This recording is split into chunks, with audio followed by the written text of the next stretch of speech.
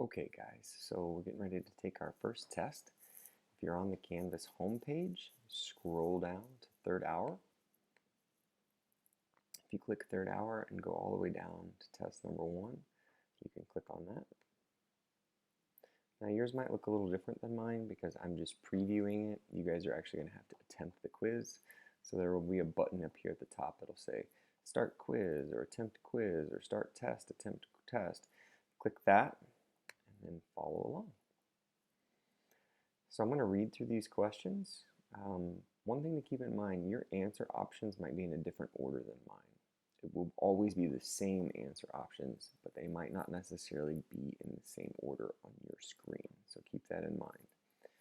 If you need to rewind the video at any point to go back and rehear a question, feel free to do that. Pause, hit play as needed.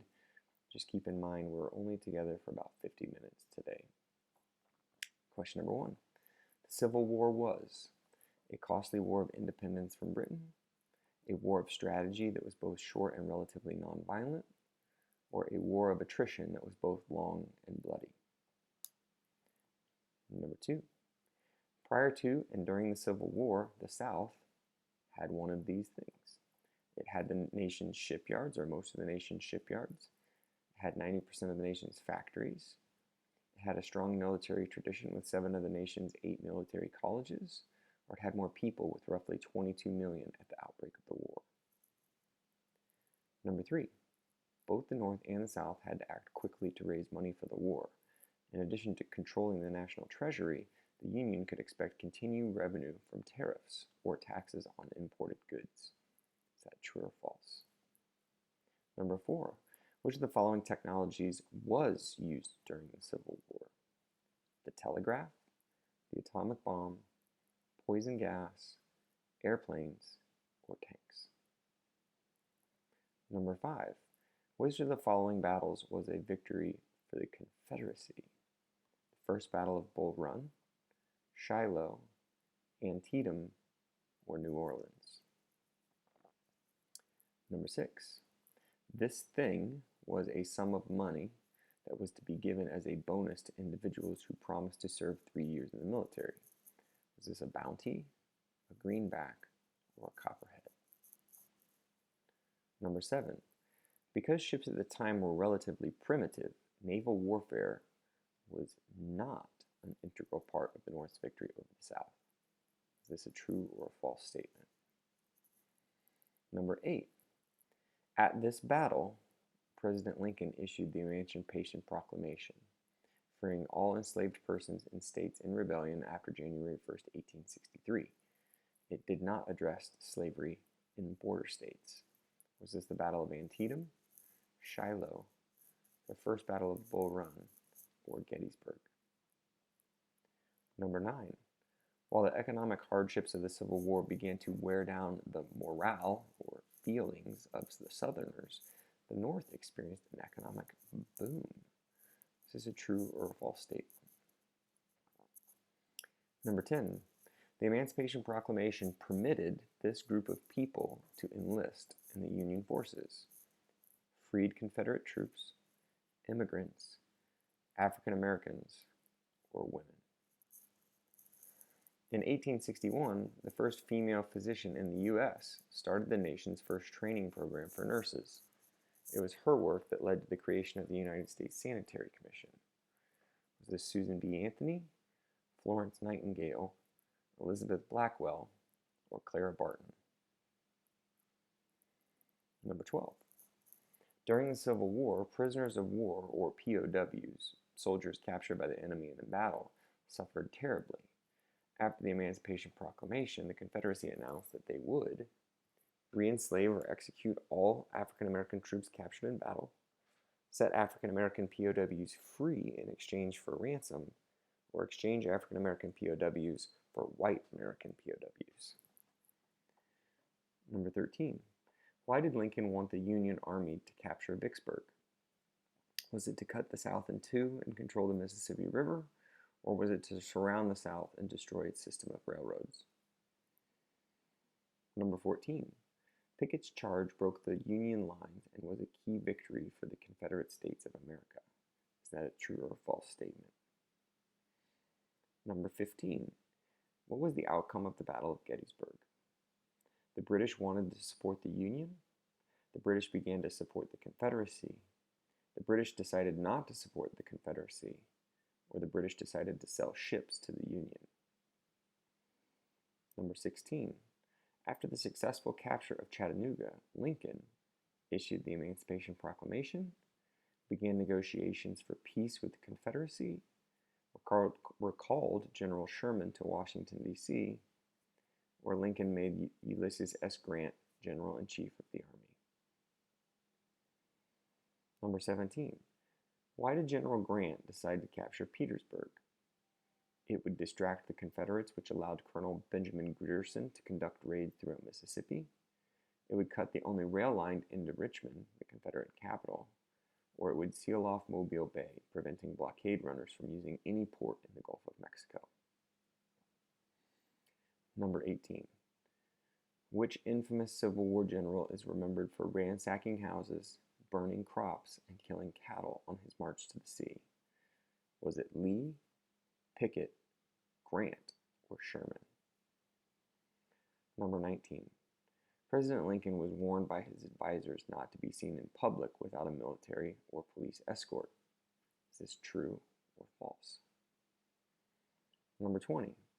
Which of the following was not mentioned in the reading as a short-term consequence of the Civil War?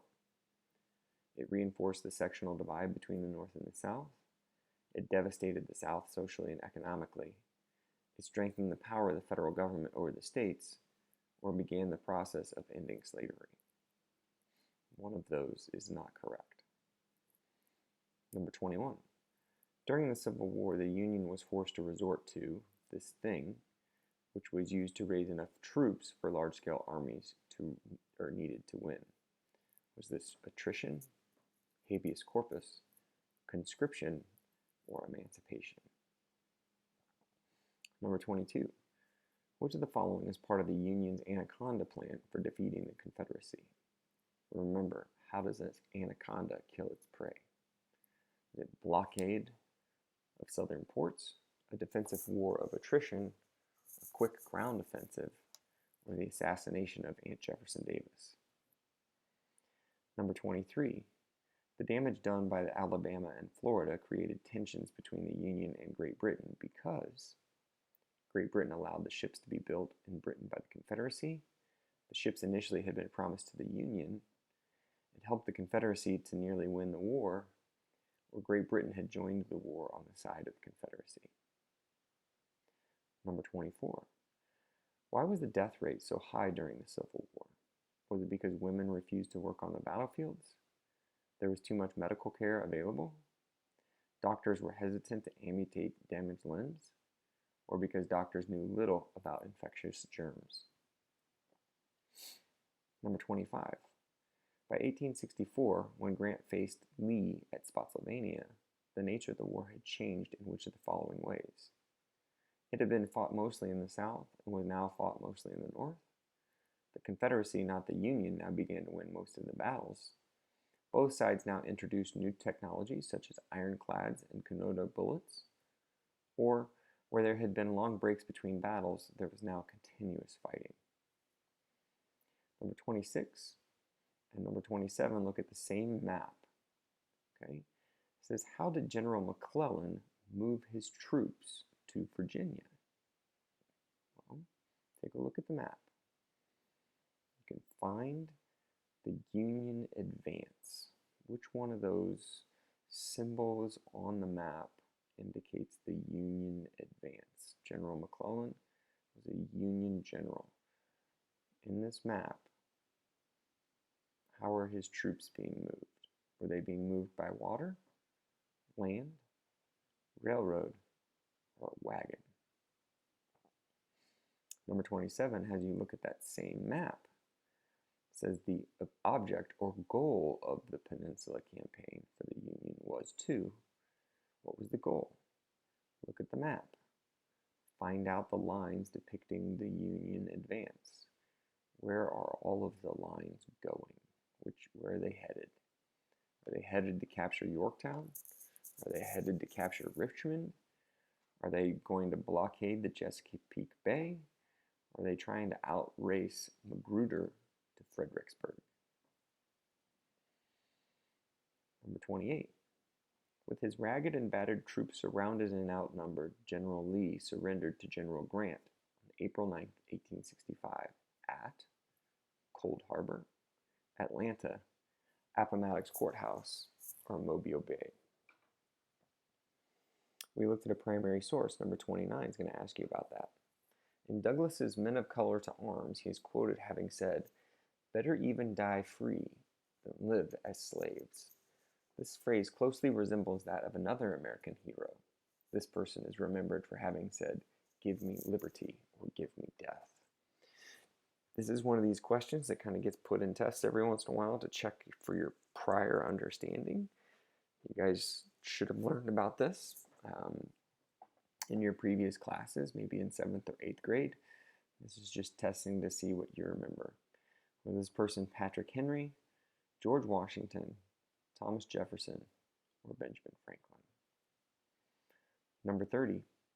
William Tecumseh Sherman put it best: war is hell.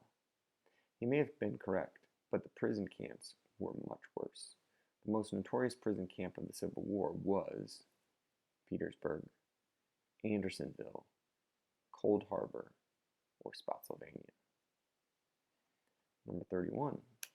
In Lincoln's Gettysburg Address, he starts with the words 77 years ago. How many years is he referencing?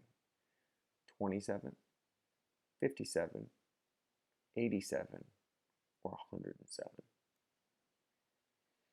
Last question of the test. Number 32. By the end of the war, the Confederate government could not provide adequate housing, food, clothing, or medical care for their federal captives.